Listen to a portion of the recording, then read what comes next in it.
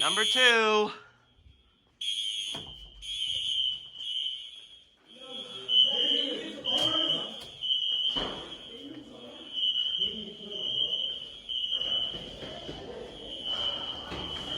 Wonderful.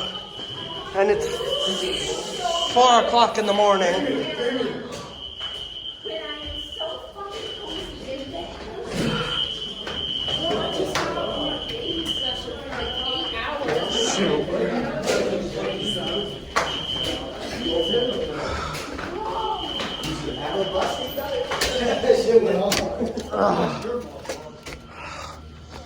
Wonderful.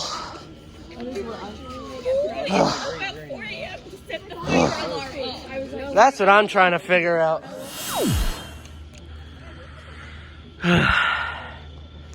Just waiting for campus safety to come back and shut this darn thing off. Wonder what the cause of the alarm is this time. Sounds like they just silenced it, but in hindsight, I probably should have walked through the first floor common area so that I could get a good look at the annunciator.